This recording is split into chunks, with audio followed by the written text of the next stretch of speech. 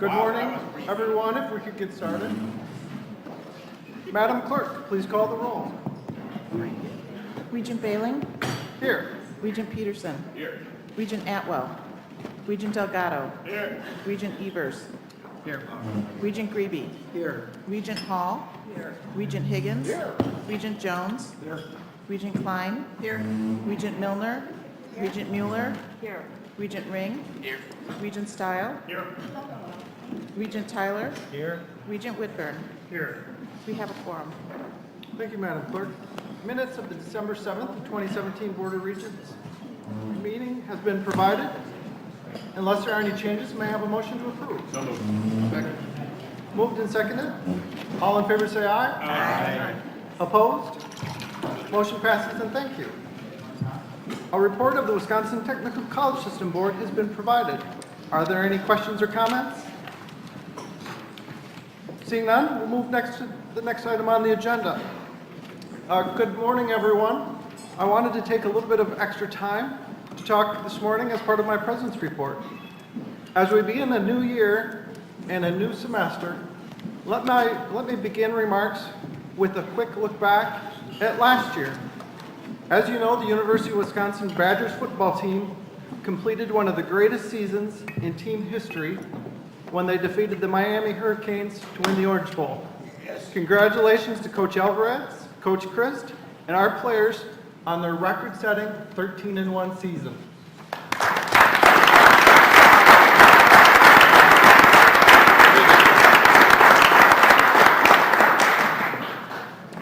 We'll have a chance to hear from Athletic Director Barry Alvarez later this morning. I would also like to call your attention to another win. During state budget discussions last year, this board made it clear, investing in our faculty and staff was a top priority. Our governor and the legislature listened, and the budget that was signed into law by Governor Walker includes a 2% increase in July of 2018 and a 2% increase in January of 2019. The largest salary increase in a decade, and it'll help our chancellors and our institutions remain competitive. Returning to 2018, I would like to remind Regents that UW System's Research in the Rotunda, a celebration of undergraduate research, is coming up on April 11th in the state capitol.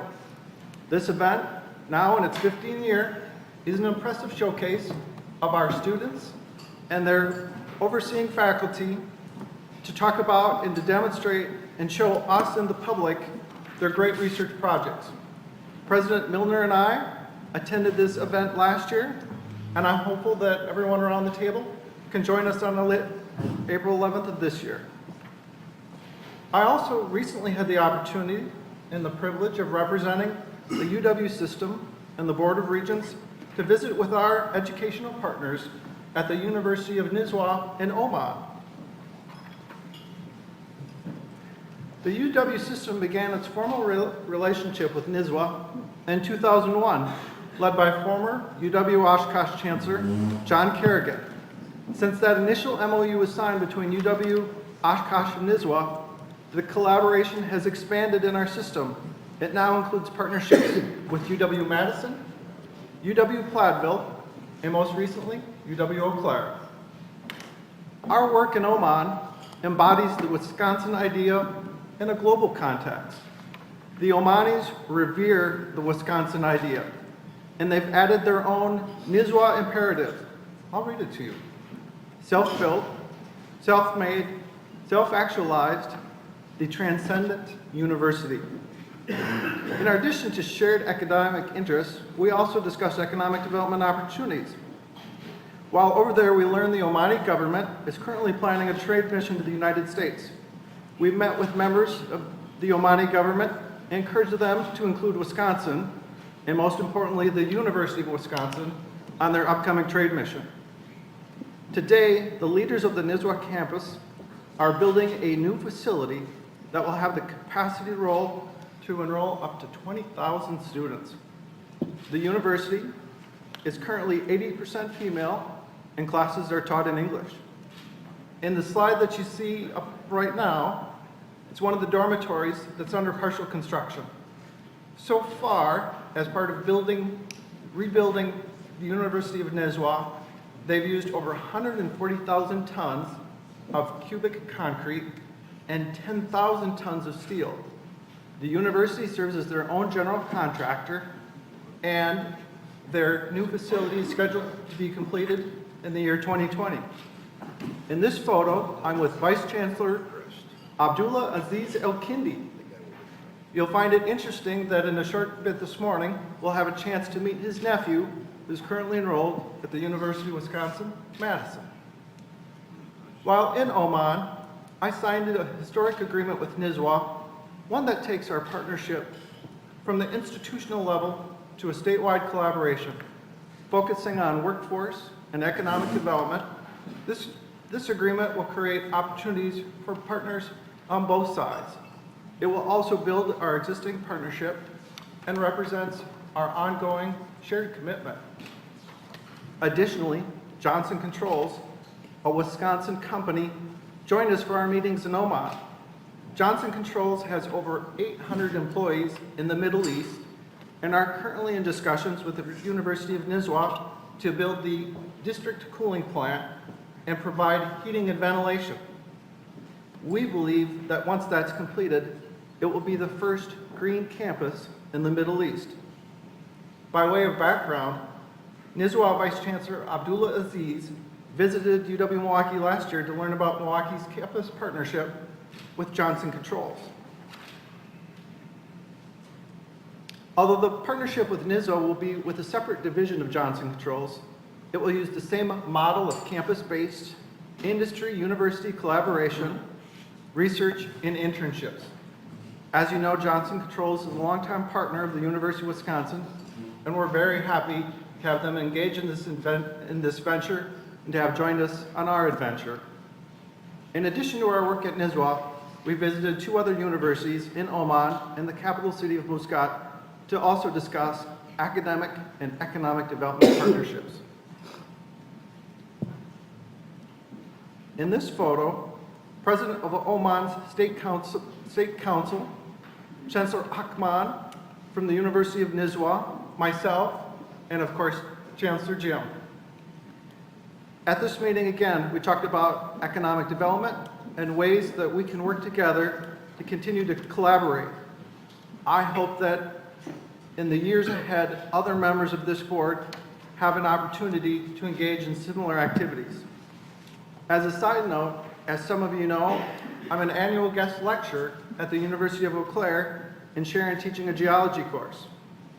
When the University of Nizwa leaders learned of my interest, they invited me to return next year and to teach a geology course at their university as well. By the way, we are pleased to have with us today Chancellor Abdul Aziz's nephew. If his nephew, one of our students here at Madison, could please stand, let's recognize him.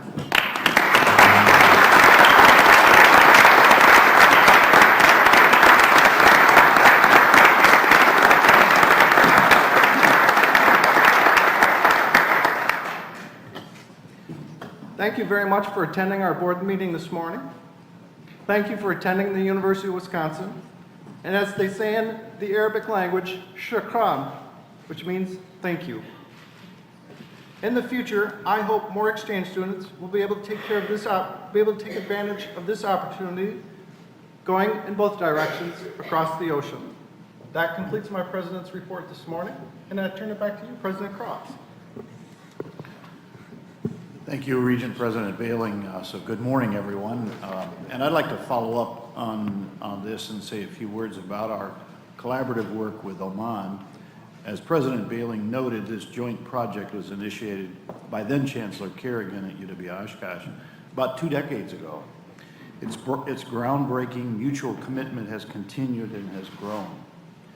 Chancellor Schmidt, I know you were part of the latest trip, and we anticipate additional partnerships across the system will follow.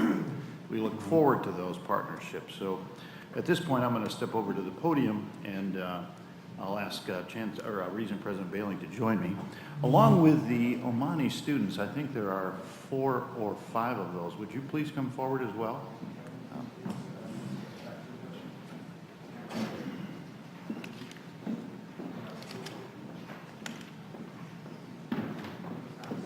Let's see, I thought I could count, but I only see one, so.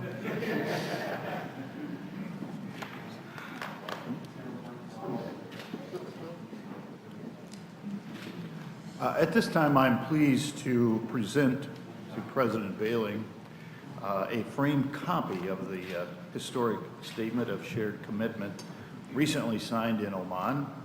As it notes this statement, and I quote, affirms our joint academic and economic development initiatives. Together, we look forward to a long-term, productive, sustainable, and mutually beneficial relationship, end quote. So President Baling, if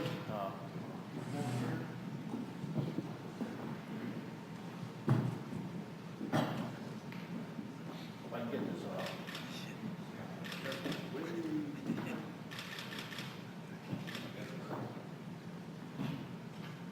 We'd like to present this to you and something you can hang in your office. We appreciate the work you've done to facilitate this. Thank you, President.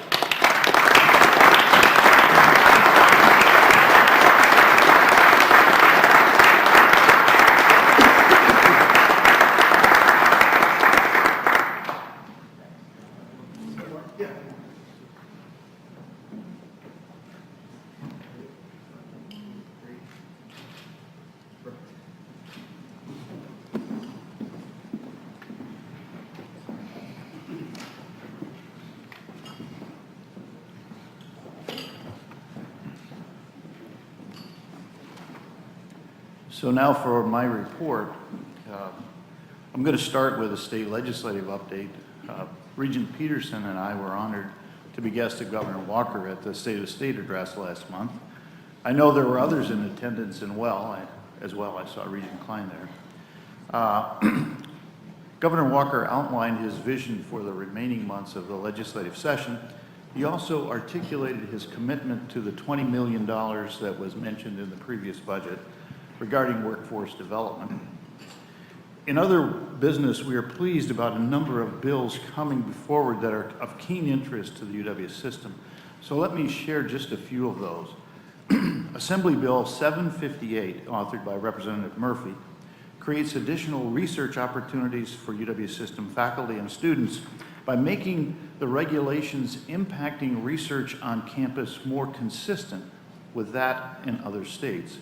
We work closely with the Profs organization on this, and we strongly support this bill. I'd like to especially thank Jack O'Mara for his work helping us do that. Assembly Bill 805, authored by Representative Koyenga, will improve access to dual enrollment programs by allowing school districts and the UW system institutions to negotiate terms and conditions for the college credit-bearing programs being offered to high school students. So we strongly support this bill. Assembly Bill 777, authored by Representative Novak, would provide funding to support the creation of a full tuition remission program for students from state's foster care system at both UW system and Wisconsin Technical College system schools. I testified in favor of this bill during its public hearing, and we strongly support this bill. Assembly Bill 804, authored by Representative August, would create and provide funding for a new Wisconsin Merit Scholarship Program. This merit-based program will enhance our ability to retain Wisconsin's best and brightest students, and we strongly support this bill. Assembly Bill 675, authored by Representative Bourne, puts into place the operational reforms, including revised thresholds for the State Building Commission approval processes that were supported by the Board of Regents and included in the Governor's 2017-19 budget process. We strongly support this bill. Finally, Senate Bill 790, authored by Senator Markline, will eliminate or update 19 different reports currently required of the UW system. This is long overdue and will provide some much needed regulatory relief without reducing or negatively affecting the information and data we share with the legislature. We strongly support this bill. Collectively, these bills, which have, by the way, broad bipartisan support, reflect the ongoing productive dialogues we're having with all legislators, and we want that to continue. In other news on the legislative front, Senate Majority Leader Fitzgerald has announced that Senator Alberta Darling will succeed Senator Harsdorf as chair of the Senate Committee on Colleges and Universities. Senator Darling is a strong UW system advocate, and we look forward to working with her in this effort. She will also continue to chair the Joint Finance Committee, co-chair the Joint Finance Committee. Senator Patty Schachner of Somerset will succeed Senator Harsdorf and has been appointed to the Colleges and Universities Committee. 2 other legislators also won special elections recently to fill open seats: Greta Neubauer in the 66th Assembly District in Racine and Rick Gundrum in the 58th District in Washington County. We look forward to working with all 3. On the federal front, Regent Michael Grebe, former Regent Michael Grebe Sr., Chancellor Mone and I had the pleasure of meeting with Speaker Ryan on the Milwaukee campus last month, and among other things we discussed, of course, was the reauthorization of the Higher Education Act, which is commonly referred to as the PROSPER Act. Speaker Ryan indicated he hoped to bring a bill to the House floor for consideration before Memorial Day. There's been considerable conversation about whether or not they could actually get that done, but we're optimistic. We also took this opportunity to ask Speaker Ryan to bring forward a bill that would extend the federal Perkins Loan Program until this act is authorized. Meanwhile, a higher education bill is expected in the Senate soon. You may have seen the shout out by Senator Alexandra for the UW flexible option during a committee hearing last week when he talked about a working mother who was earning that her bachelor's degree in nursing through the flexible option. Our joint talent development initiative with WEDC is building momentum with the rollout of the new Think, Make Happen initiative to attract and retain millennials to support the Wisconsin workforce, something we all are trying to do. A key component of this initiative, which is led by Rebecca Deshane. Rebecca is here someplace, I saw her earlier. Yes, there you are. Who holds a joint appointment with the UW system and WEDC, will be a targeted outreach to alumni, and I think she's already working on that. So now let's catch up on some news from around the system.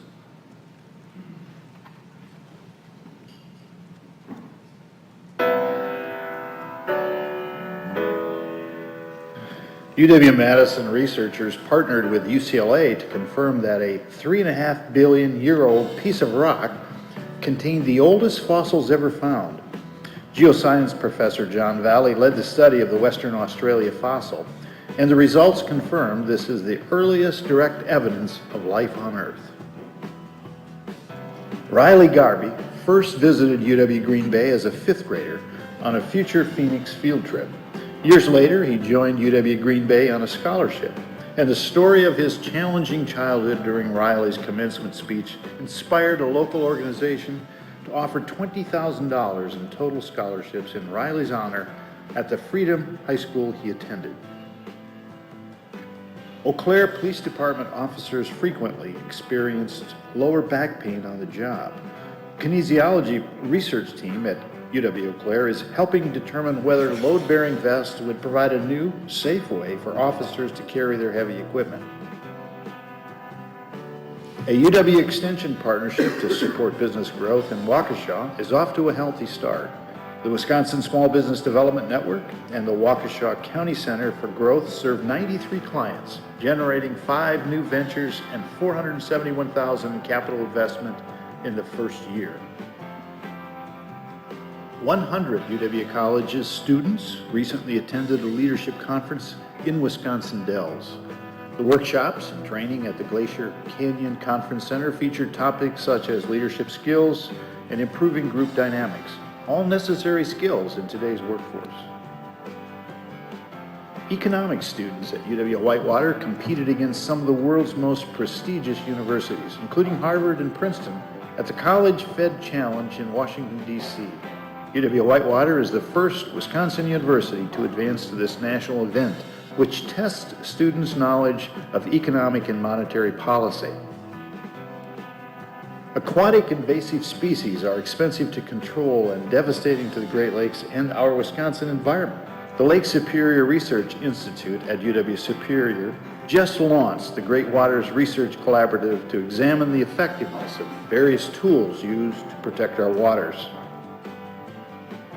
UW Stout's McNair Scholars Program has been renewed for 5 years by the Department of Education. The program helps first-generation, limited-income, and underrepresented students earn their bachelor's degree and pursue graduate school. Students majoring in computing and new media technologies at UW-Stevens Point develop IT skills, work on needed projects, and become valuable student employees for Century Insurance.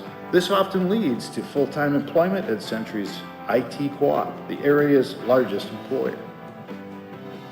UW River Falls is celebrating the first year of its Assistance Dog Training and Education Program. Students who participate in this receive credit for internship work with local nonprofit organizations to help train assistance dogs for persons with physical disabilities, diabetes, and autism. In 2017, UW Parkside graduated 8% more students than in 2016. In the past 7 years, more students have graduated from UW Parkside than during any other 7-year period in the university's history. This run of record graduating classes helps fill the talent pipeline. The director of UW Platteville's Pioneer Farm received an Outstanding Advisor Award from Alpha Gamma Rho. This national professional fraternity helps develop agricultural leaders, and Professor of Agribusiness Charles Steiner was nominated for the award by the local chapter he advises. UW-Oshkosh made history at its mid-year commencement as it awarded its first doctorate in educational leadership and policy. This includes a superintendent licensure. Family and friends joined the campus community to celebrate the 1,200 students earning undergraduate and graduate degrees. UW-Milwaukee research scientists in Antarctica drew worldwide attention when they discovered 260-million-year-old fossil forests near the South Pole. Eric Gilbronson and John Isbell generated more than 75 stories from news outlets including National Geographic, CNN, and the BBC. The research is shedding light on modern-day climate change. UW-La Crosse students are active in community outreach. An economics class partnered with city leaders to research ideas on investing $1 million in economic activity. In another example, radiation therapy students made blankets for cancer patients at Gunderson Health System.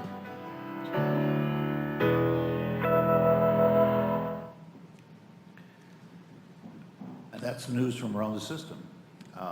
So at this point, I'd like to recognize our student spotlight. So this month I'm delighted to introduce Isabel Markowski.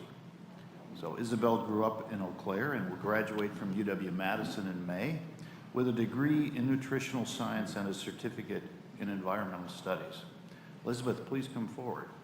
I believe that Chancellor Blank is going to join her,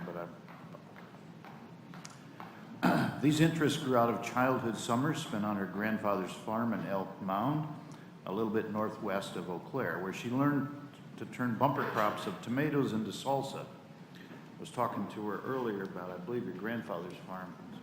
He raises peppers and helps sell sweet corn and pumpkins at farmers market. Along the way, she discovered a deep connection between environmental health and human health and found her way to the College of Agriculture and Life Sciences at Madison. As a student, she has dedicated herself to working in the community, helping families learn to prepare more nutritious, locally grown foods. Isabel is a first-generation college student. She's excelled at her studies while also working, and she's now applying for internships that will enable her to earn a credential as a registered dietitian. Please join me in welcoming Isabel Markowski.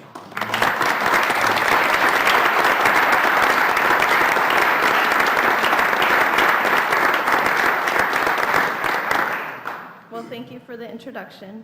My name is Isabel Markowski, and I'm very, very honored to be here with you today. So the first thing that you should know about me is that I like food. Like, I really love food. So the best metaphor that I can provide you for my own story is a buffet, because I like a little bit of everything, and I'm not afraid to go up for seconds or thirds.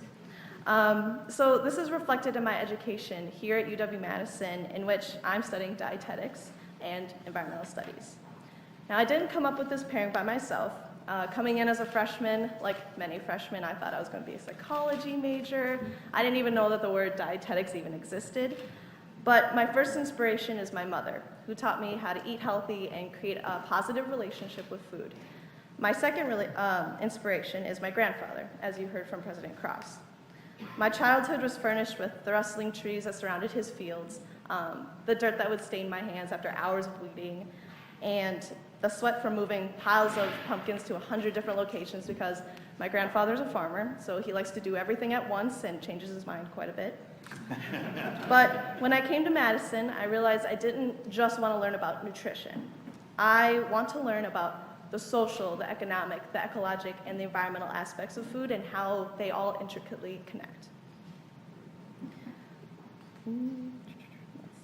I've been able to delve in, this is kind of a holistic philosophy that I have, and I've been able to delve into that here at UW-Madison.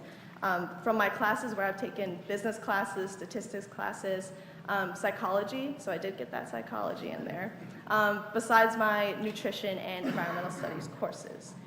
But UW-Madison extends way beyond its lecture halls. My extracurricular activities are some of my greatest learning opportunities and my proudest achievements. So one of these is the organization of Slow Food UW. So Slow Food is a global movement that's rooted in fighting against the disconnectedness of fast food and food illiteracy. Started in Italy, it now has chapters in over 160 countries, including one here at UW-Madison. So our specific chapter focuses on bringing good, clean, fair food for all to Madison. This means we have 10 projects and over 42 interns who work with food in the community. I've worked in multiple of these, from working in South Madison, which is an area here that contains 4 out of the 5 of Madison's food deserts, to directing a student-run weekly cafe where we serve food that comes from within a 100-mile radius of Madison. Currently, I am now a co-executive director of this incredible organization that's taught me so much and has also brought me some of the best potlucks I've ever been a part of. I've also been active in the Dietetics and Nutrition Club and a sustainable business org called Urban, where I've learned how to communicate with professionals, design and present environmentally focused business proposals, and basically apply my knowledge in the real world. I come from a hardworking blue-collar family, which means we've always just had just enough, but that means that because of this, I cover the cost of my education completely independently. This means I've had a job since I was 16, including the job that I have now, which I'll actually go to after this meeting, at a chili pepper farm in Verona called Savory Accents, which I absolutely love that job. I love being in the field and in the kitchen. So I've also been extremely fortunate to have received a few UW scholarships, which I can't thank the university enough for. I wouldn't be here with this much sanity or achievement if it weren't for those scholarships and the opportunities here.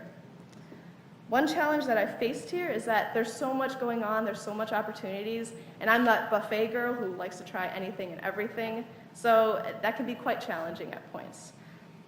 I've definitely had to learn how to say no, and some people still say that I do too much, but it's because of this challenge that I've worked so hard to hone in on what I'm most passionate about and how I can make a difference. So I'm very excited to continue to build upon these experiences with the skills and knowledge I've learned here. This fall, I'll hopefully be participating in an accredited one-year dietetic internship that's required for me to become a dietitian. After that, then I hope to continue with grad school either in public health, gastronomy, or maybe even culinary school.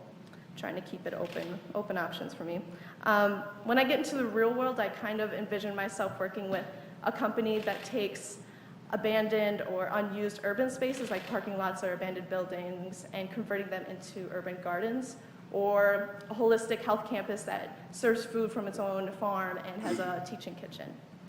In other words, I don't know exactly what I will do, but I do know that I'll always find a way to connect people to their food and through food connect to others.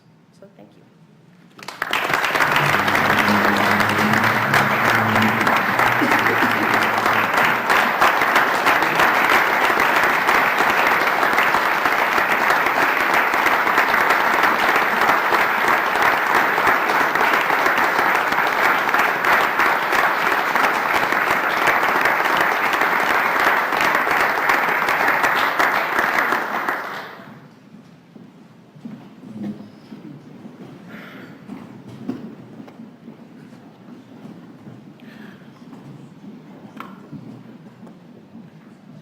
It's always fun to spotlight our students at campuses we visit.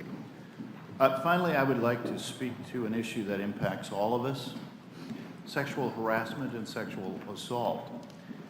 Every day, it seems, we hear more disturbing national stories about sexual assault or sexual harassment involving prominent individuals, members of Congress, members of the media, Hollywood moguls, and corporate icons.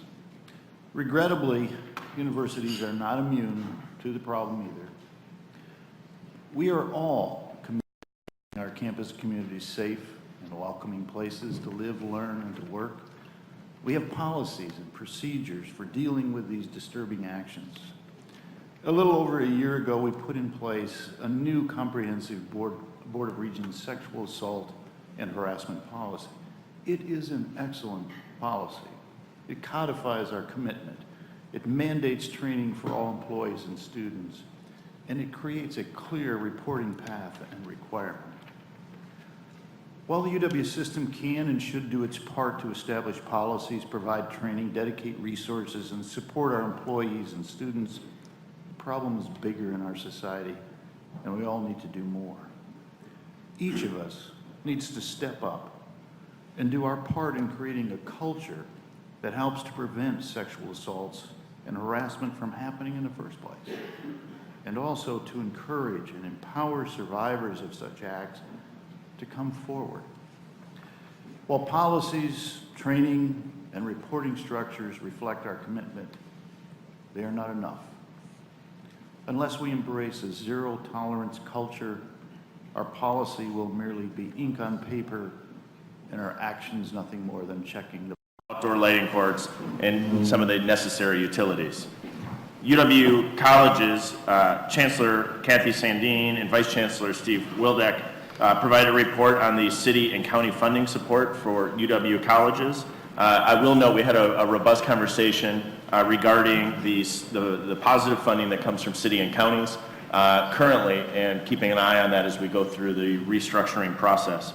Brown County STEM facility at UW Green Bay, the UW system specialist Ellen Rosner and Vice Chancellor Cheryl Van Gunderson updated the committee on the proposed construction of the 63,000 square foot Brown County Science, Technology, Engineering, and Mathematics Innovation Center on campus. This update, it's a pretty exciting project and ties into the work that's going on at UW Green Bay. UW-Madison Vice Chancellor David Darling presented the committee with information about the challenges of deferred maintenance and how it relates to the facilities on this campus. That's a really important aspect as we discuss kind of some of the deferred maintenance that's occurring and some of the safety risks that could be tied to that. I think that's an important aspect for this committee or for the full board at some point to dive into more further. And finally, there was a report from Alex Rowe on the recent State Building Commission approvals and provided an update on the recent meeting held with professional design and general contractor associations to gain feedback on the UW managed capital program. With that, I move resolution 13B and 13C. Second. Receiving a motion and a second, any discussion? Otherwise, all in favor say aye. Aye. Opposed? Motion passes, and thank you. Committee reports accepted. Next, we'll turn to Regent Hall to present a report of the Research, Economic Development, and Innovation Committee. Regent Hall, the floor is yours. Thank you. Good morning. The committee reviewed and approved the minutes of the December 7, 2017 meeting held at UW-Madison, and we heard 3 presentations yesterday. Dr. Carl Schultz, Dean of the Colleges of Letters and Science at UW-Madison, led a discussion regarding preparing students for success in the 21st century economy. Dr. Schultz talked about the new Success Works, which offers a unique approach to career readiness. Through the program, students will, number 1, explore career possibilities and internships, number 2, connect with UW alumni, and 3, build vital networks of professors, TAs, alumni, and peers. Success Works provides both a spot for specialized career advice and hands-on workshops. UW-Whitewater Chancellor Beverly Copper delivered the exciting news that Whitewater students finished strong in the National Federal Reserve competition event in Washington, D.C. The College Fed Challenge is an academic competition designed to bring real-world economics into the classroom. For the competition, students analyze economic and financial conditions and determine how they may impact monetary policy. The UW Whitewater Warhawks were the first ever students from any Wisconsin university to advance to the national level event held at the Federal Reserve Board of Governor offices in Washington, D.C. There they competed against some of the world's most prestigious universities, including Harvard and Princeton. Finally, the committee engaged in a panel discussion entitled Energizing the Future, Perspectives on Building Strong Entrepreneurial Ecosystems in Diverse Cultural Settings. The panel was comprised of Chamber of Commerce representatives from the Latino, Hmong, African American, and American Indian communities. Panelists highlighted successes and focused on opportunities related to future progress in this important and growing economic development arena. The panel highlighted some members of the President's Diversity Council established last year by President Ray Cross. President Belling, that concludes my report. Thank you, Regent Hall. Now we'll call upon Regent Greeby to present a report of the actions taken by the Audit Committee. Regent Greeby, the floor is yours. Thank you, President Bailing. The Audit Committee had a very full agenda yesterday, and in the interest of our time, our committee report will focus on the more significant items that were addressed. Our Chief Audit Executive, Lori Storks, briefly reviewed our progress to date on the fiscal 2018 audit plan. She confirmed that we're on target to complete all of the audits that are a part of that plan that have not otherwise been deferred for previously discussed reasons. One audit that's currently in the planning process is the review of transactions between university institutions and related foundations, including adherence to newly instituted memoranda of understanding governing those transactions.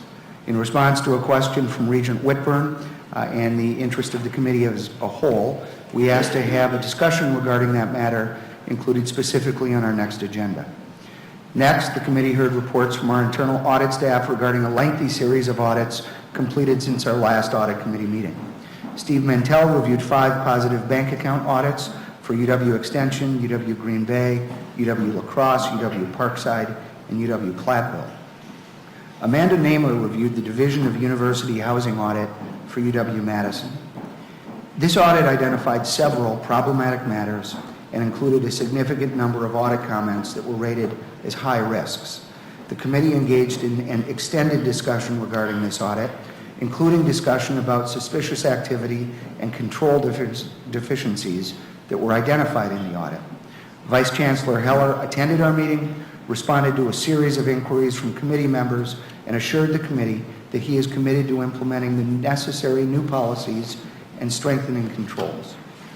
Paul Radisky reviewed the final 5 audits, trio audits for UW Colleges, UW Eau Claire, UW Parkside, UW Stout, and UW Superior.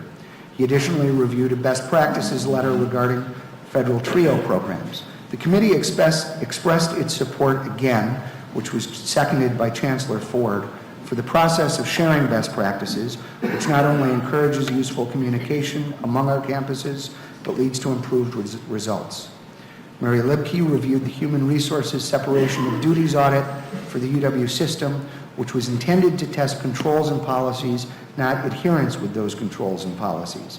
This audit identified a number of potential risks related to inadequate controls and policies, but during the committee's discussion of this matter, there was a recognition that specific instances of fraud or loss, to the extent they may exist, should also be identified in other ongoing audits, including the payroll continuous audits.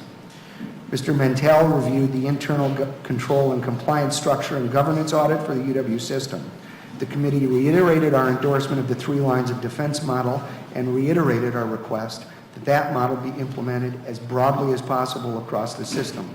Regent Whitburn spoke for the committee, stressing the need for leadership, meaning all levels of leadership, to establish the appropriate tone from the top in connection with expectations of integrity and the consequences for failing to satisfy those expectations. Mr. Radisky reviewed 2 positive NCAA Division I procedural audits for UW Green Bay and UW Milwaukee.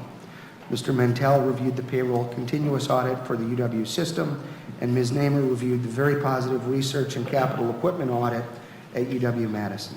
The committee expressed its appreciation to the audit committee for completing and delivering a large number of audits.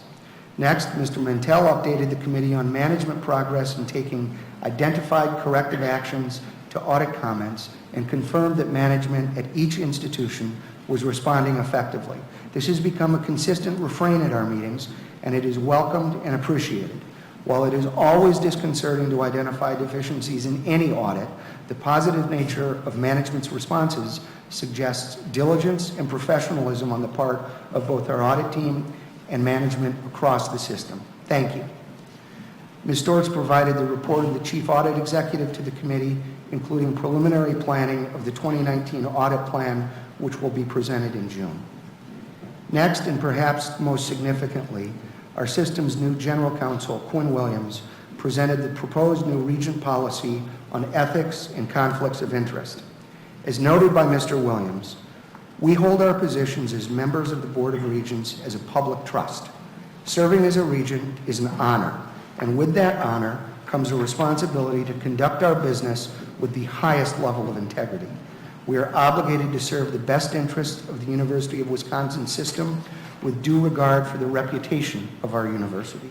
We're obligated to comply with a series of laws and regulations prohibiting us from using our public positions for personal gain. But as important as that, we are obligated morally and ethically to do the right thing. The right thing for the university, the right thing for its students, faculty, and staff, the right thing for taxpayers, and the right thing for the state of Wisconsin. Tone from the top matters, and our actions matter. In that spirit, and working with a broader group, Mr. Williams prepared and presented the policy that is before you now as Resolution 15F. After discussion, the Audit Committee approved the new policy unanimously. I now ask for a board motion to approve Resolution 15F, approving the Ethics and Conflict of Interest Policy for the UW System Board of Regents. So moved. Moved and seconded. Any discussion? Seeing none, we'll proceed to vote. All in favor say aye. Aye. Opposed? Motion passes. Thank you, Regent Gregory. Thank you. Quinn will be arranging implementation and individualized training for board members in the near future. We appreciate the work you've done already and you'll continue to do in this important matter. Our committee then moved into closed session to discuss information security audit findings and responses as permitted by Wisconsin statutes. Thank you. Thank you, Regent Gregory. Next, I'll call on Regent Milner to provide a report of the Education Committee. Thank you, President Bailey. The Education Committee accomplished a great deal yesterday. We approved 7 resolutions, received a report from Vice President for Academic and Student Affairs, and heard 2 presentations, one from host campus UW-Madison and one from Wisconsin Department of Public Instruction. First, Vice President Jim Henderson shared excellent news with the committee. The UW system was awarded a $2.3 million grant from the Great Lakes Foundation to support UW system math initiative. Second, Vice President Henderson reported that plans are in place to advance the goal of meeting workforce demand for highly qualified teachers in Wisconsin. First, today at that meeting, the Department of Public Instruction presented on its process for approving teacher education program.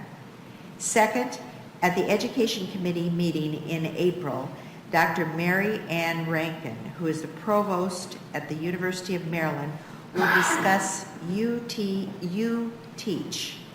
This is an innovative teacher preparation program that she launched while Dean of the College of Natural Sciences at the University of Texas at Austin.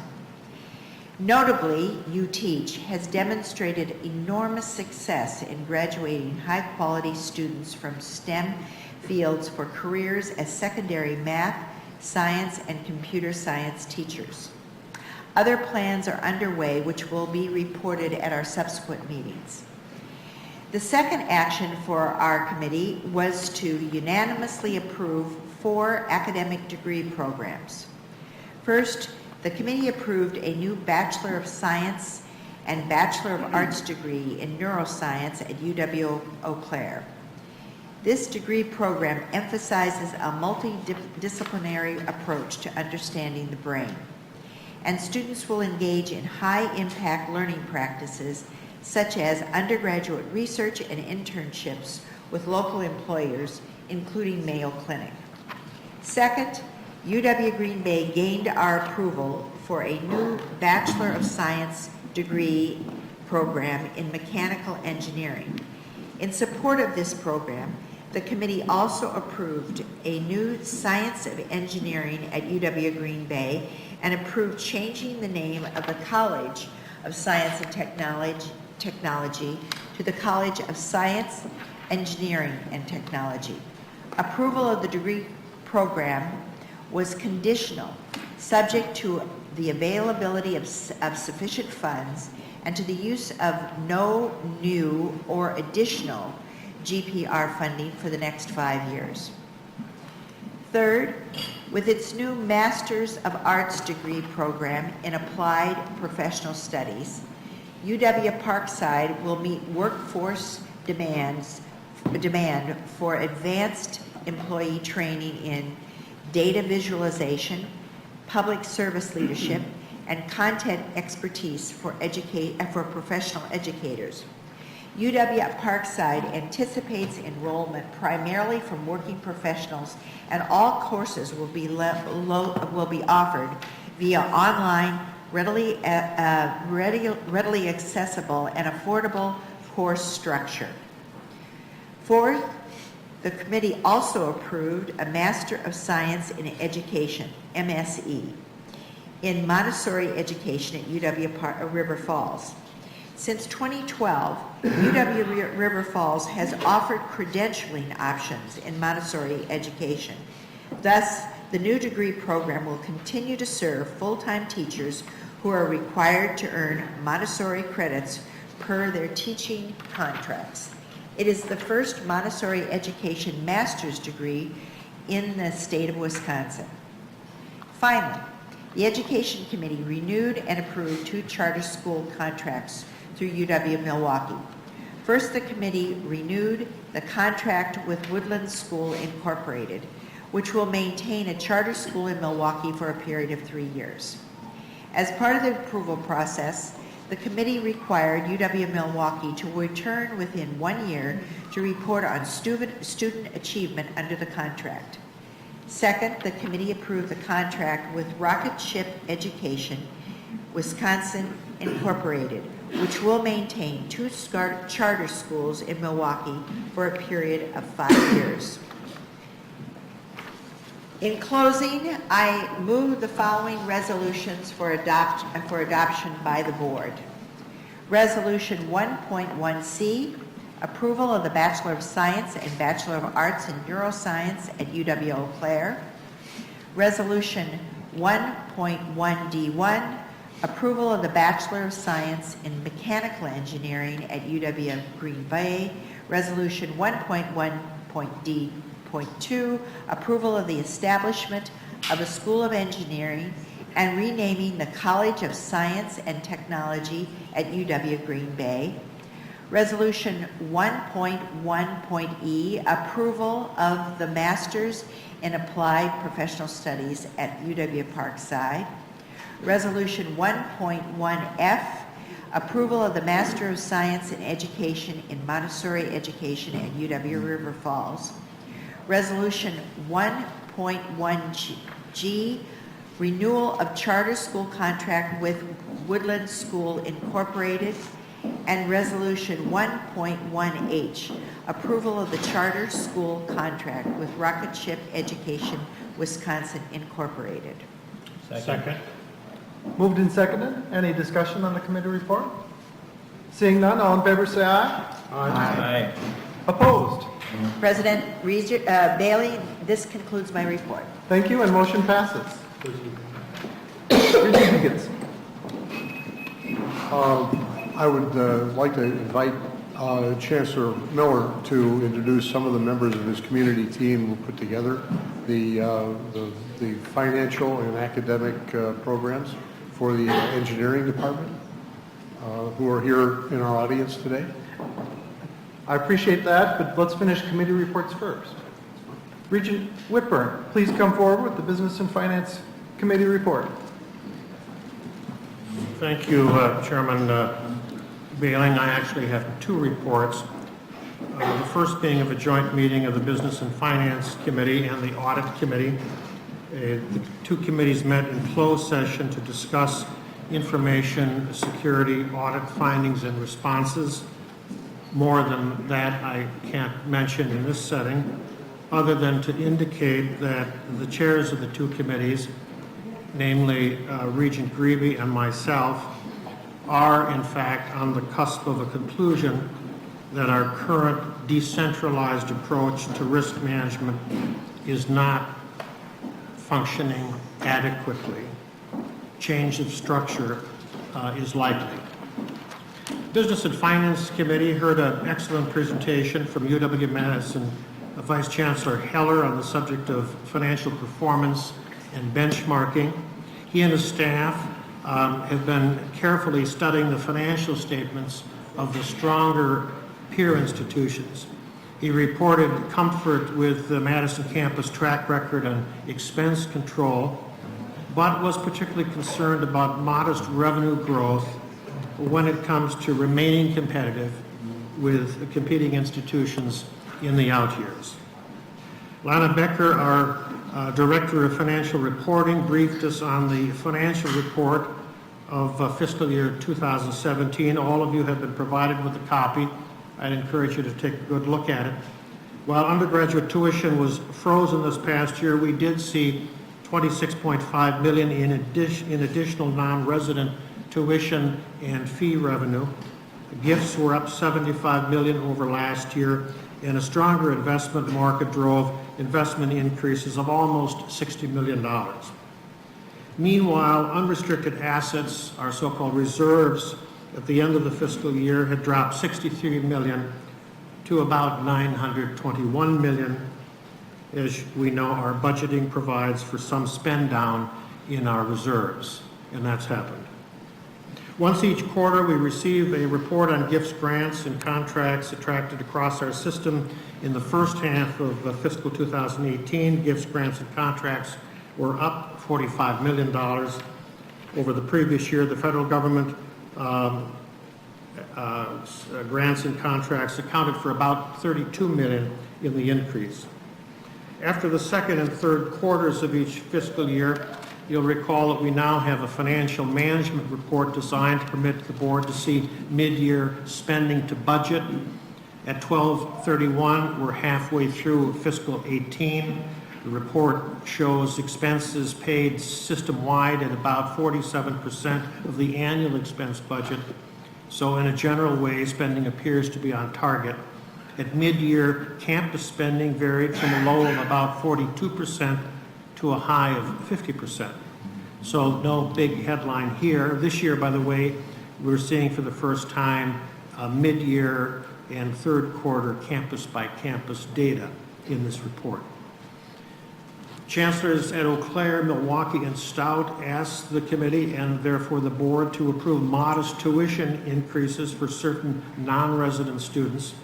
At Eau Claire, increases of 2.32% or 2.34% depending on the program students are in, and 2.5% increase for non-resident grad students. At Milwaukee, an increase of 2% in the business masters in the School of Business, and at Stout, increases ranging from 1.61% to 2% in the various graduate categories. Again, all of these increases apply only to non-resident students. As you know and recall, we are required to report to the legislature on our IT technology projects. Two reports are en route to the Capitol once we approve them in this setting. The first, an IT strategic planning report from each campus illustrating the campus IT goals. This is an annual report.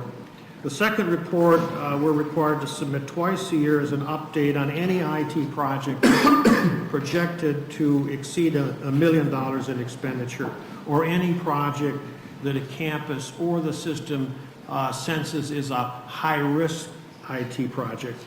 This report, in this instance, includes 9 current major IT projects.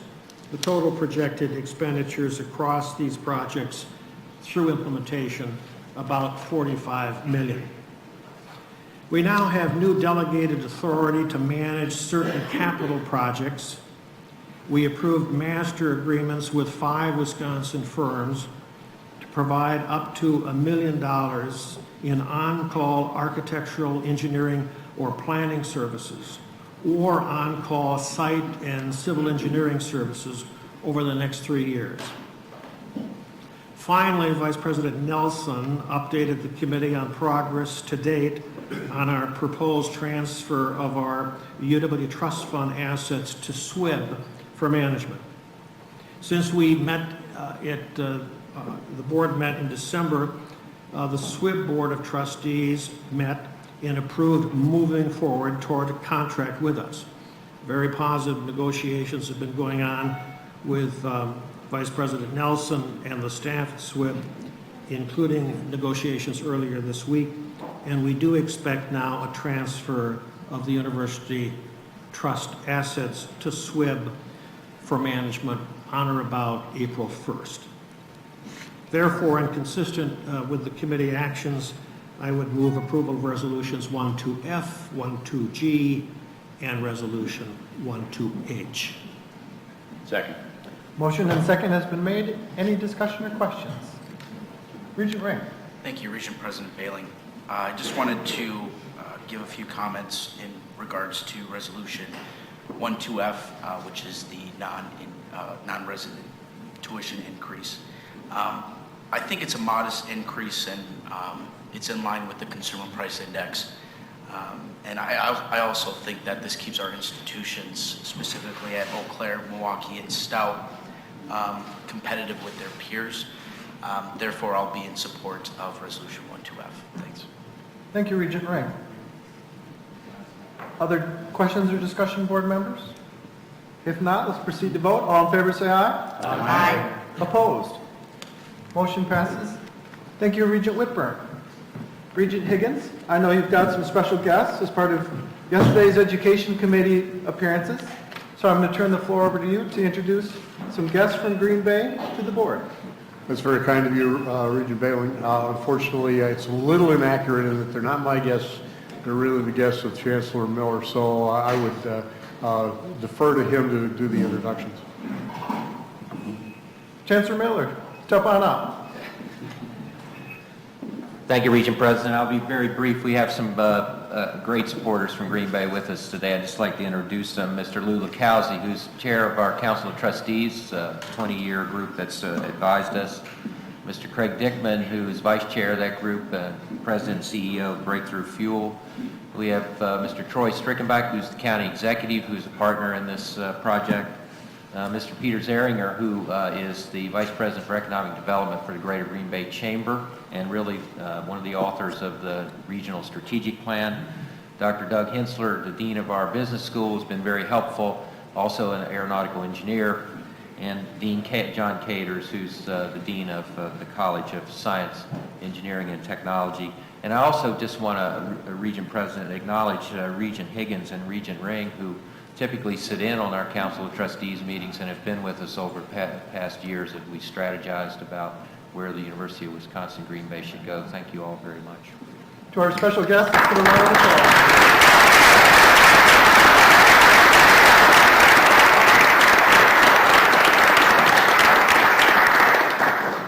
Thank you for your ongoing commitment to the University of Wisconsin.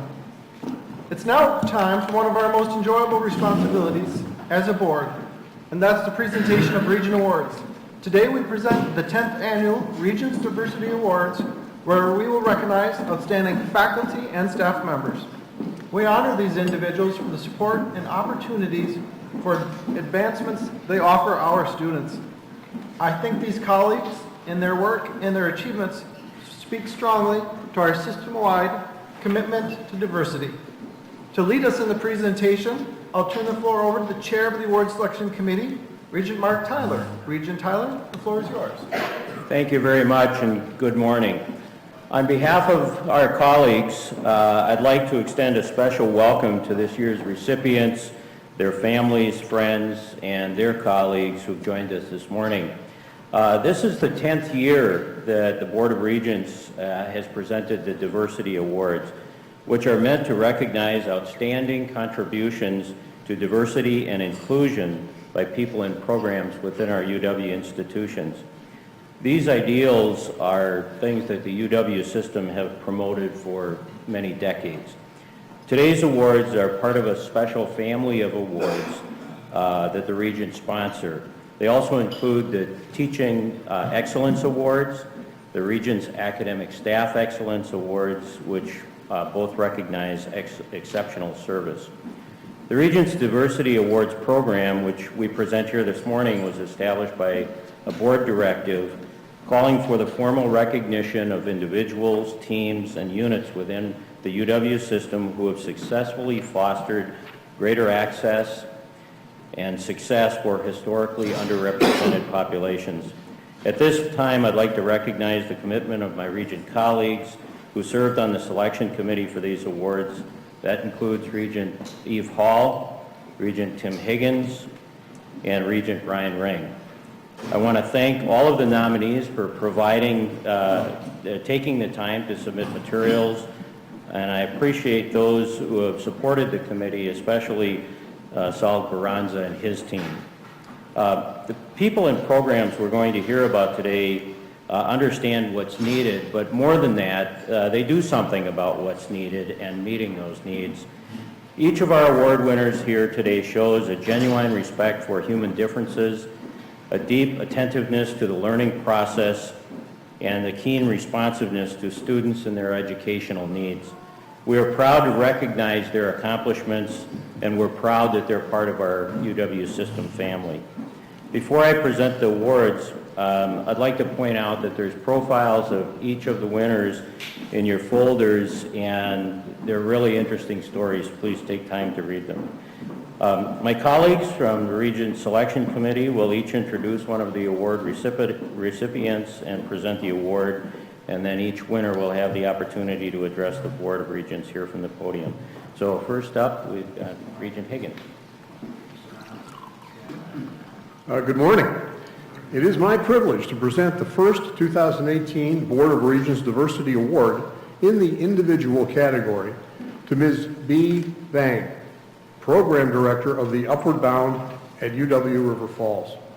Ms. Vang joined the university's Upward Bound program in 2010 as a program advisor and was promoted to director in 2011.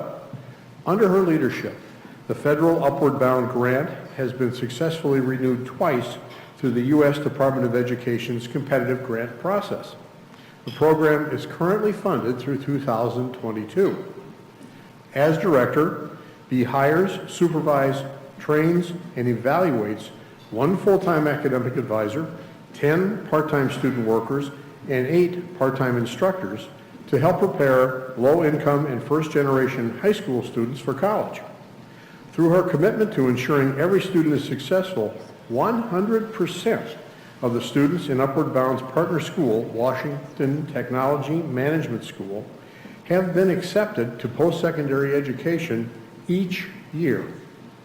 Regarding these college-bound students and Ms. Vang's role in their lives, the school's principal had this to say, quote, "For many of them, children of immigrants and or living in poverty, they will be the first generation of college students in their family.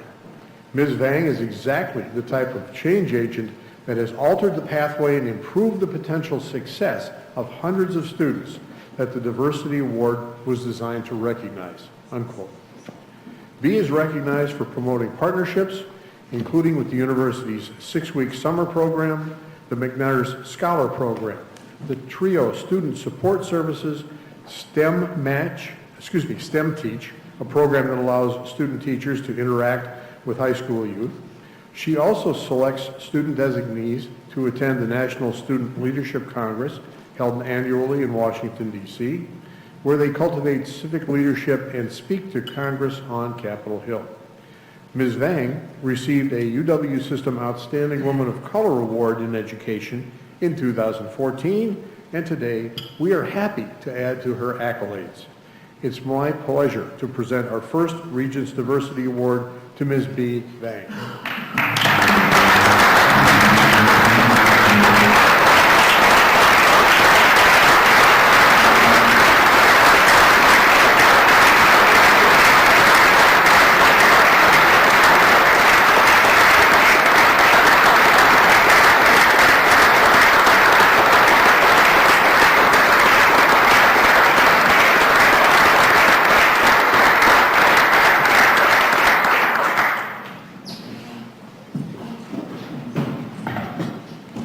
I'll keep my comments brief. Today, I have with me my mother, Leah Moore, and Leah Moore raised 8 children together with my father, 6 of 8 who've completed a bachelor's degree or higher. 2 are currently still in college. They didn't have the same opportunities as many of us do in the United States to seek an education. In my program, we believe that building positive peer relationships to support one another through maintaining high participation standards and dynamic programming, we've been able to be successful as we have. To have the low-income students and first-generation college students become successful. The work that my colleagues and I do is only possible through the full participation of the students as they come together and make a UB family. As today I bring my mom to see all the work that I've been able to do. So I just want to say thank you to everyone in the selection committee, but also primarily to my students, because it's because of their hard work that I'm able to stand up here and say that we've been able to do all this amazing work. So thank you for Board of Regents for the recognition, and I look forward to hearing from the other awardees as well.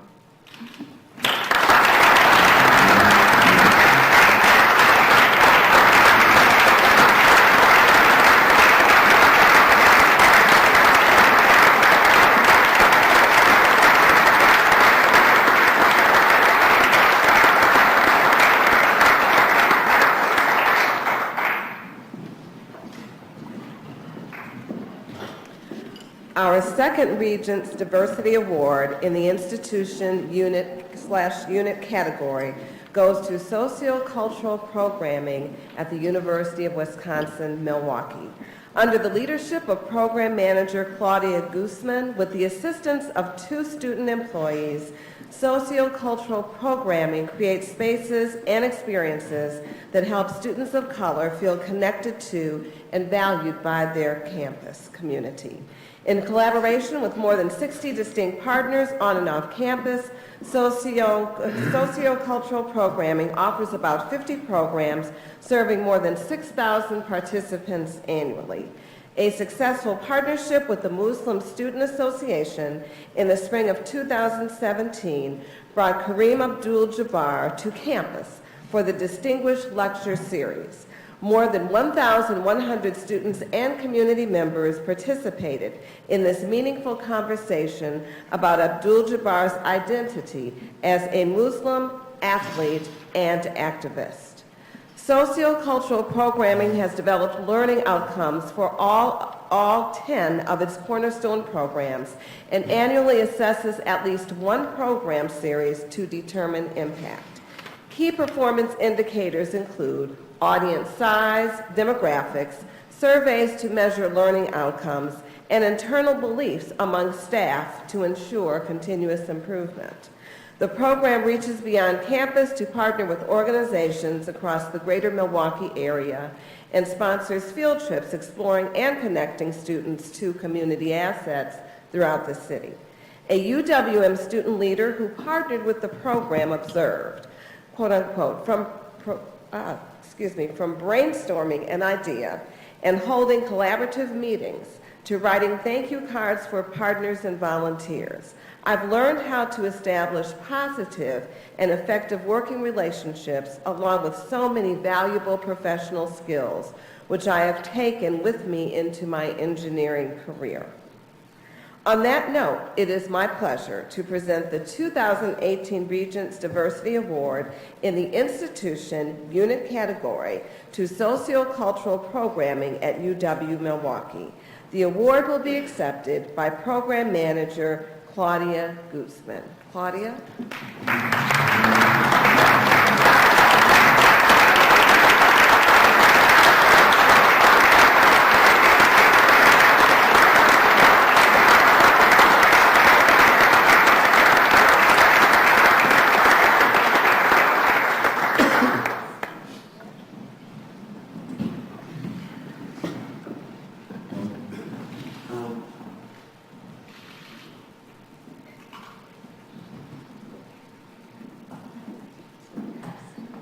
Good morning. Thank you so much for this amazing honor for the work of sociocultural programming to be recognized statewide by the UW System Board of Regents. I was asked to talk a little bit about a couple of features that have been essential for having a measurable impact on closing the achievement gap for students from underrepresented populations. And those features are really sitting here in the audience today. And they are my student staff.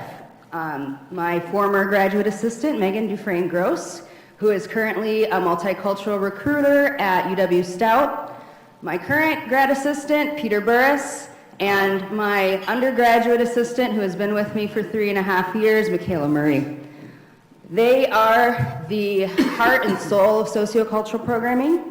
They devote their out-of-class time to doing work that is significantly impactful to students of color, but also to all students on our campus who want to make a difference, who want to be connected, who want to make our campuses places where individuals can thrive and grow and explore their identities and be fully who they are as they explore who they want to become. Our programs create inclusive spaces and help students really be at the forefront of building community and engaging in critical conversations about real-world issues, things that affect them beyond the classroom, beyond the residence halls, and in the world where they are about to go out and make a huge difference in the future. So in addition to that student staff, I have to also recognize the importance of institutional and organizational support, student involvement, the UWM Student Union, and our institution in general, in the way in which it values diversity and inclusion, is significant to our ability to do that work. And then, just above all, the fact that the Board of Regents recognizes and also really supports through this recognition and through the monetary support for the continuing development of the program. Thank you so much for making sure that these values are not just values and ideals, but they are action-oriented work that has measurable impact on our campuses and on our state. Thank you.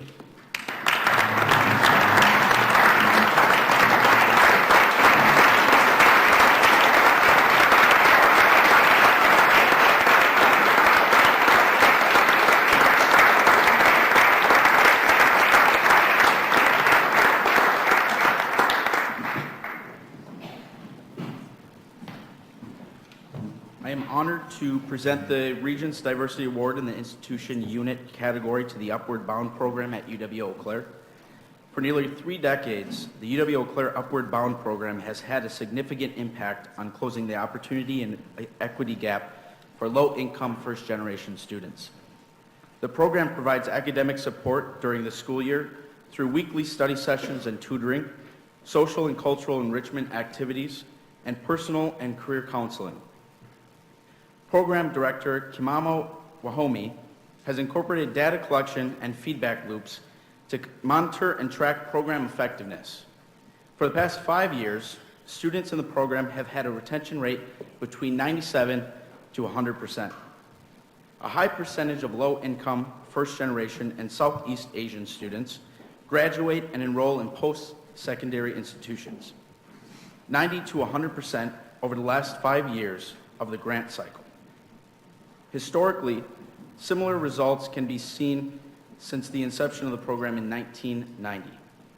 The program collaborates with many community entities, including the Boys and Girls Club, Chippewa Valley Technical College, area middle and high schools, and a variety of community nonprofit organizations to fulfill a service learning requirement.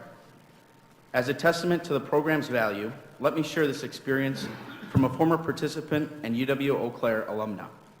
Quote, "The Upward Bound program opened doors and opportunities that set my family on a journey that many only dream of embarking, using education to not only lift ourselves out of poverty, but empower ourselves into spaces we never imagined occupying. Community leader, compliance officer, software engineer, business owner," unquote. Please join me in congratulating the UW-Eau Claire Upward Bound program team and program director, Kimamo Wahomi, who will accept the award on the team's behalf.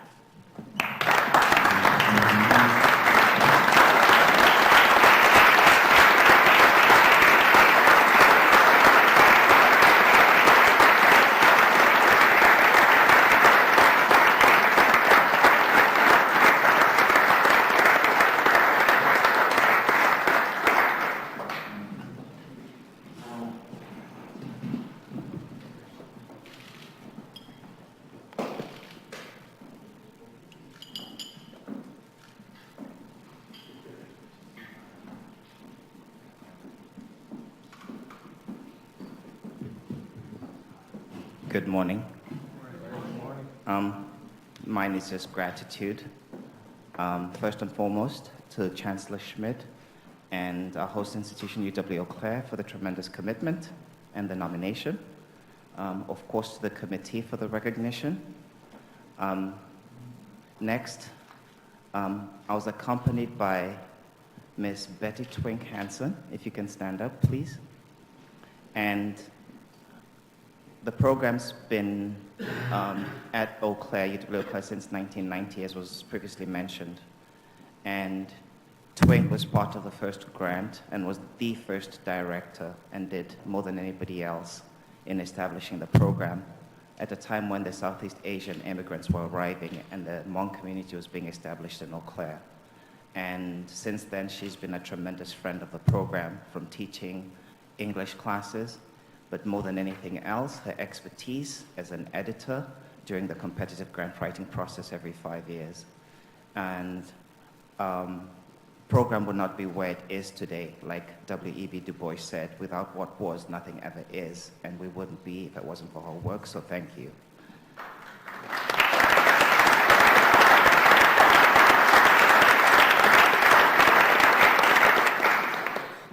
And lastly, my co-workers who are not here. 50% of our office staff is made up of Upward Bound graduates. One is a student at UW-Eau Claire. The other is a graduate of our social work program. You read the story in the nomination letter about the Lee family, 9 children who arrived as immigrants at the time the program was being created. So the oldest, Caitlin, was a member of the first class when Twink was director. Caitlin graduated from UW-Eau Claire, and she's currently an affirmative action officer at UW-Eau Claire. Her younger sister, Mary Lee, who's unfortunately on medical leave, I recruited her in 8th grade at South Middle School. She's currently our student services coordinator full-time, even though we have somebody on an interim basis who's also a graduate of our program, also a graduate of UW-Eau Claire social work program. So Mary is now the student services coordinator, and I've gone from recruiting her at middle school in 8th grade to her asking me to go and get a cup of coffee in the morning. So my co-workers, Nuku, Melody, Mary, and our student worker, Chloe, who are not here today, their work, their dedication, their excellence, more than anything else. I just happen to be in the limelight, but they do the hard work each and every day. So thank you. And to our students, this is a labor of love. So, like I said, I came here to say thank you, so thank you.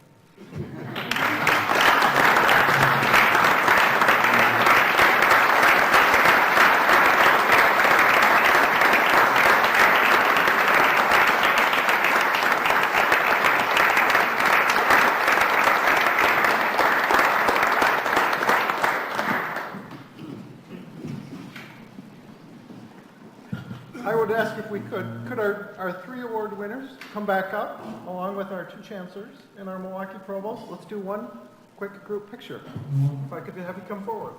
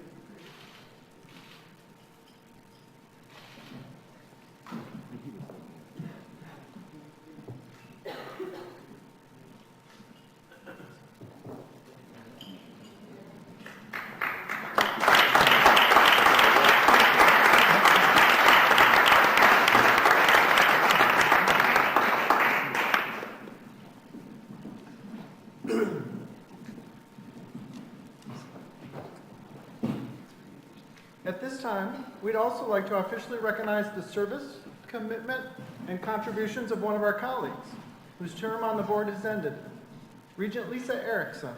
To offer our resolution of appreciation, I'm going to call on Regents Hall and Tyler, if they could please come forward.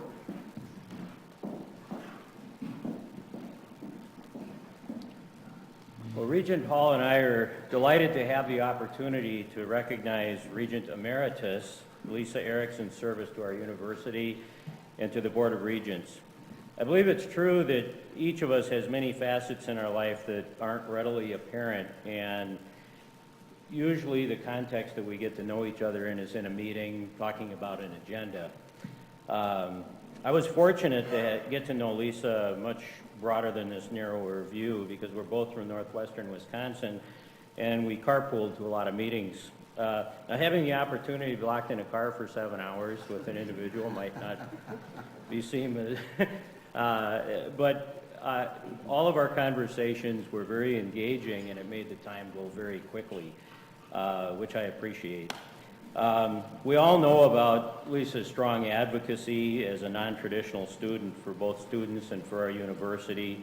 We might not know that she continued in a wide variety of roles, like broadcasting, journalism, community development, and mom with a couple of teenage boys still at home. Something I noticed early on about Lisa is that she wasn't shy about corralling folks in her network to help support important initiatives that she was advocating for. An example of this was her twisting my arm to help convince local businesses and community leaders to support the development of a community-focused and supported Fab Lab in Osceola's Discovery Center. This is a unique center that brings all ages, youth to seniors together, and provides access to resources and strives for innovation. Lisa's role, along with her husband Mark, was to open their home and host high potential contributors to the project. She made it clear to me that my job was to get the money. Setting high expectations, I think, is true for most of us, but I love the story best about Lisa when she was helping prepare her son to go into the military. She was working with him to get him in shape, and she was pushing, more accurately, leading him through a series of run, exercise routines. When he was ready to call it quits, her encouragement might have been maybe a little rough, where she says, trouble keeping up with your mom, eh? So Lisa, we want to thank you for your great questions, for setting the bar high, your contributions here at UW-River Falls and in the community. We'll continue to watch for great things from you. Eve? Lisa was one who just supported all of us as regents, and I'm just always remembering when you all may remember when I was limping along with my foot, and it was Lisa was always there at my side trying to make sure that I was okay. But just the passion that she also had for our task force on campus climate, even though she was not directly a part of it, always giving input and just always concerned about non-traditional students and just about our responsibility as regents and institutions to provide flexibility and support to all students. So to Lisa, we just really appreciate her.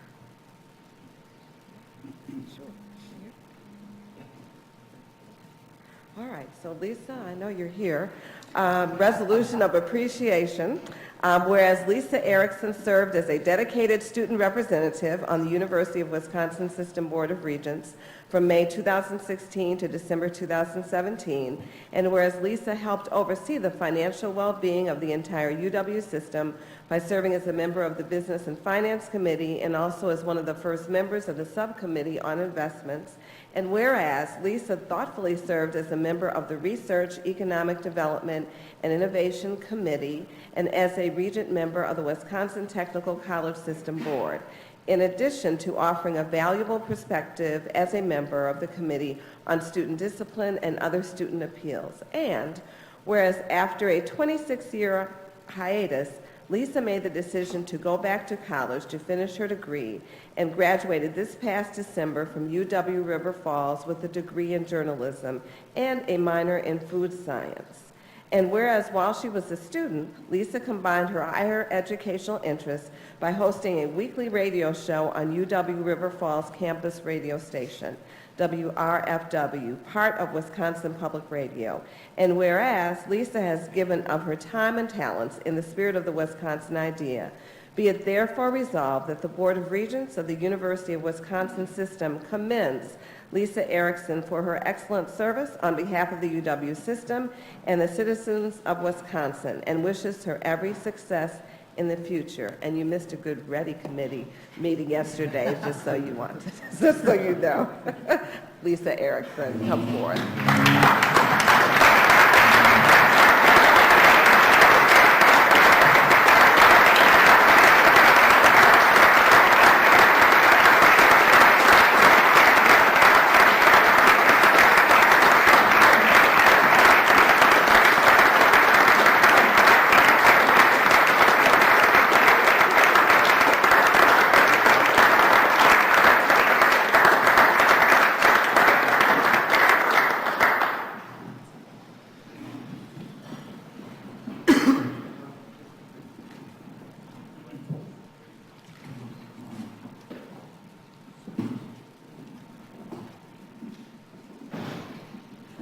Well, thank you for the kind words. Made me tired listening to you guys talk about all that I've done.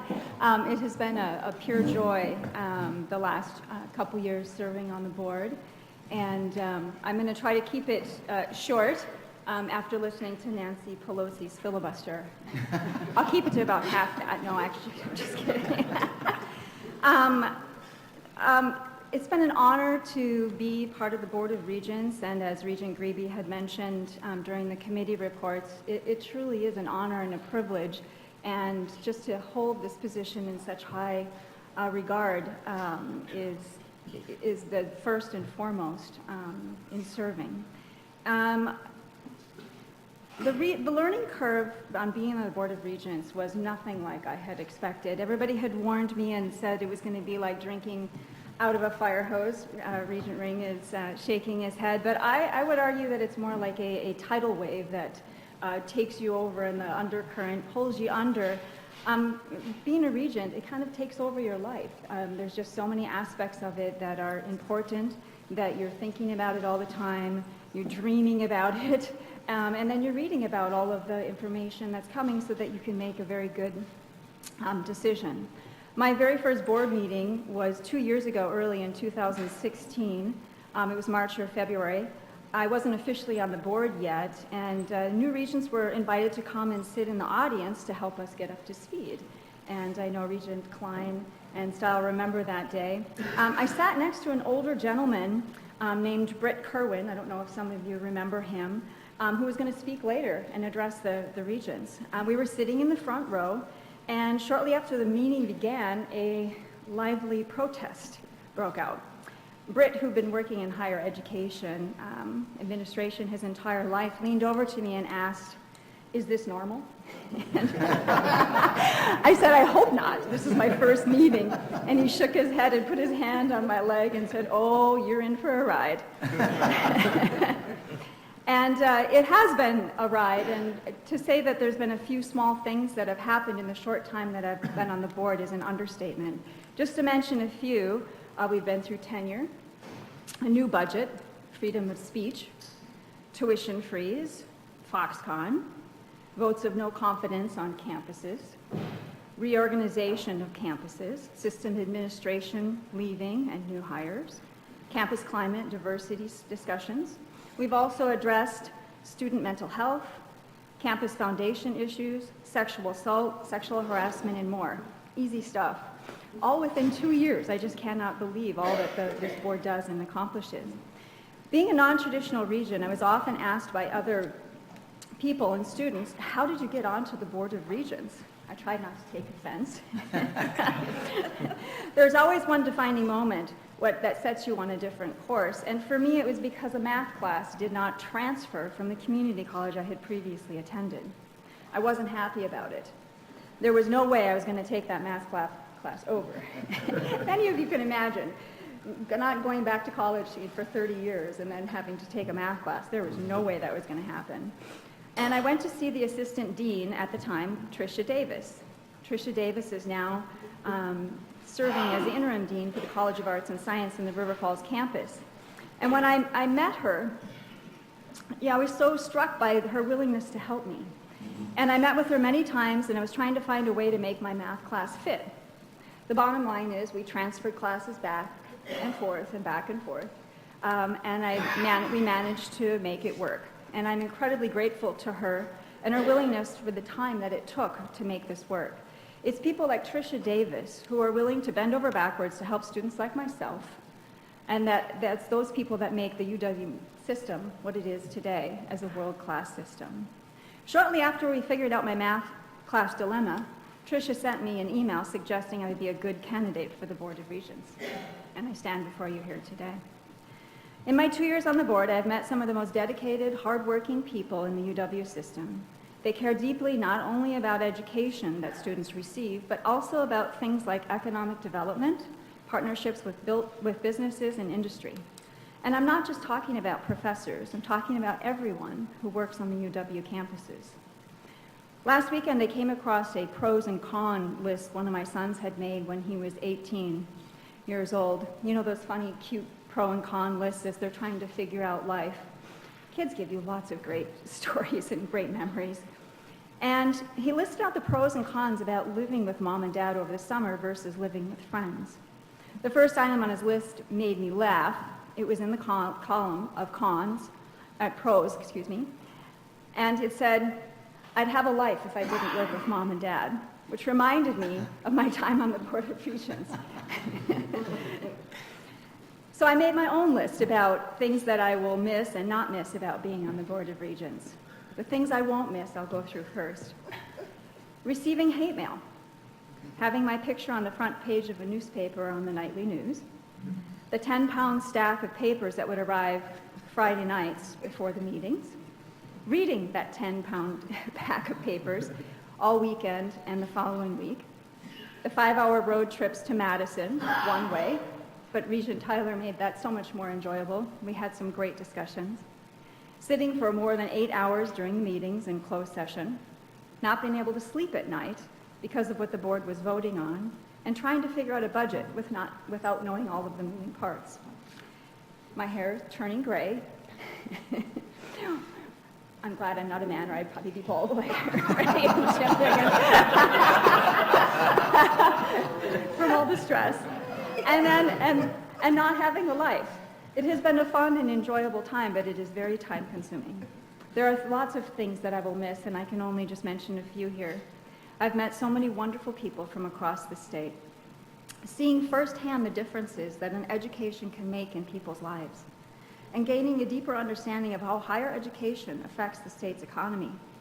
I've enjoyed visiting the campuses and meeting amazing students, hearing about the latest discoveries and research happening with faculty and students, and I've made so many new friends. Being on the Board of Regents has helped me see the power of education beyond myself and my family. Education is one of the few things that has an immense amount of power to change an individual, a family, a community, a state, and I argue even a country. I know it has changed me personally. And first, I want to thank Governor Walker for giving me this opportunity to see the state from a perspective of a regent. It has changed me forever.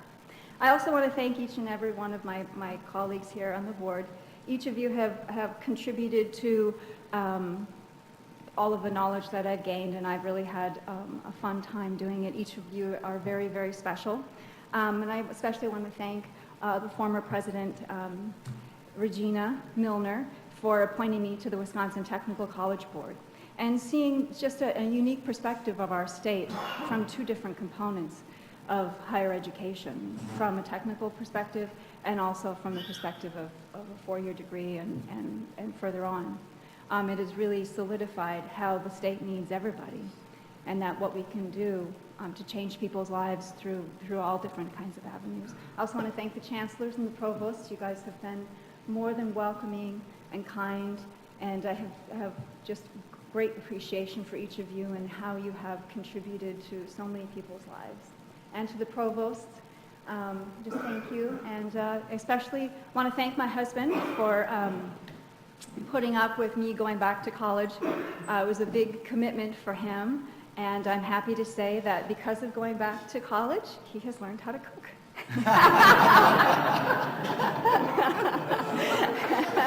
There's more than one way to accomplish a goal. So thank you, everybody. Thank you.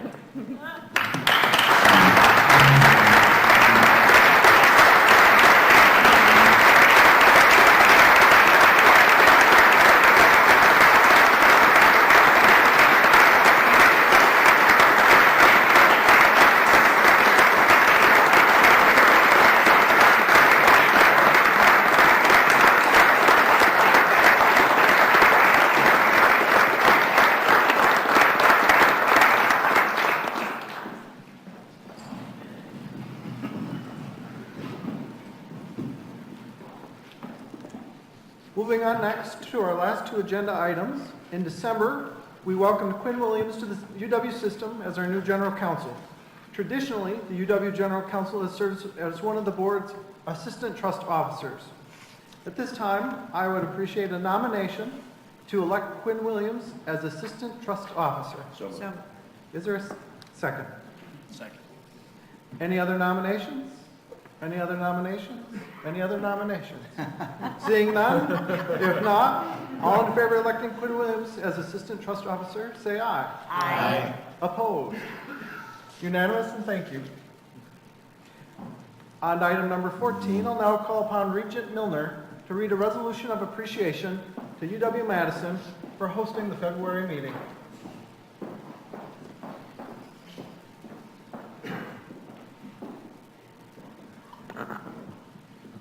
First, I'd like to say goodbye to Lisa. Lisa has been a good, excellent contributor to the Board of Regents.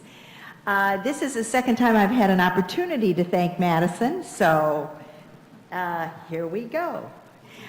Whereas the members of the Board of Regents are pleased to recognize the University of Wisconsin-Madison as the official host campus for the board's February 2018 meeting, and are grateful for the generous hospitality extended this month by Chancellor Rebecca Blank and the entire Badger community. And whereas the board appreciated hearing Chancellor Blank's presentation, quote, UW-Madison's partnership with Wisconsin, and whereas the Education Committee thanks Provost Sarah Mangelsdorf for leading a discussion regarding UW-Madison's data on enrollment and student success, and for the thoughtful management of her program. And whereas the Research and Economic Development and Innovation Committee heard an informative presentation by Dean Carl Schultz on Success Works, a unique approach to preparing students for success in the 21st century economy. And whereas the members of the Capital Planning and Budget Committee learned of the challenges of UW-Madison's deferred maintenance and how it relates to Campus Facilities, and the Business and Finance Committee appreciated Vice Chancellor Lauren Heller's presentation on UW-Madison's benchmarking efforts, fiscal challenges, and plans to enhance revenue growth. And whereas the board was delighted to hear from this month's Student Spotlight Isabel Markowski, who will become a first-generation college graduate in May with a degree in nutrition science and a certificate in environmental studies. And whereas the board appreciates being invited to the Makerspace campus engagement event held at Granger Hall, at Granger Engineering Design Innovation Laboratory, as well as conversing with UW-Madison students over lunch and enjoying conversations with deans at Chancellor Blank's home at Olin House. Be it therefore resolved that the Board of Regents hereby thanks UW-Madison for this month's informative presentations, its forward-thinking spirit, and its many continued contributions to the UW system and to the state of Wisconsin. Thank you.